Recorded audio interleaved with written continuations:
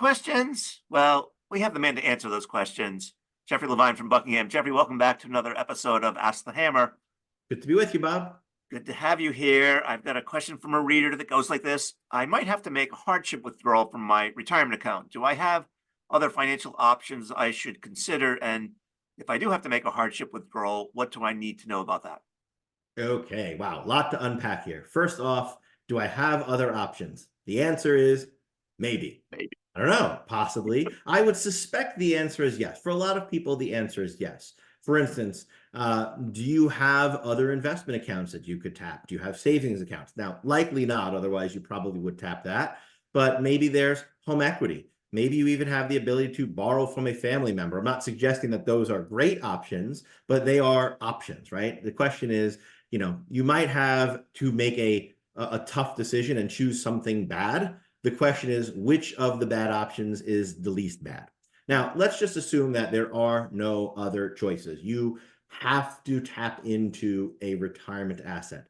The next question is, can you?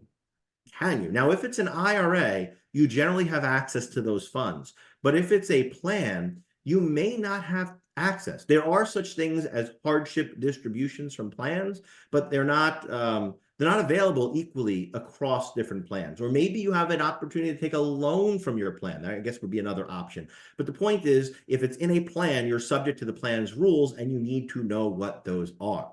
Now, finally, let's say you do have access to your money, either because it's in an IRA or because your particular plan says, sure, we'll give you access to the money. Then the question becomes, how will that be taxed? If we're talking about traditional funds here, then in general, you're going to have not only an income tax, but a 10% penalty on top of it. Now, you may find a way to get out of the 10% penalty if you meet certain conditions. For instance, if you're taking money from an IRA and it's for higher education, that can be an exception to the penalty. If you're taking money from an employer plan or an IRA and it's for disability reasons, well, that can be exempt from the penalty. Beginning in 2024, there's a new emergency withdrawal exception that is very, very broad. That's the good news. The downside is it's limited to just, quote unquote, $1,000.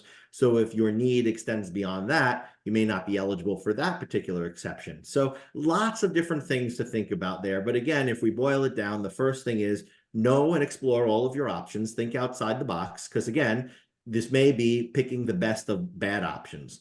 2, find out whether you indeed can access your retirement dollars. And then 3, if you are able to access those dollars, figure out what the tax consequences will be and whether or not there'll be any penalties associated with your withdrawal, or whether at least you can get out of the income tax penalty associated with it. But of course, can't get out of the income tax. Yeah. So no hardship there in answering this question.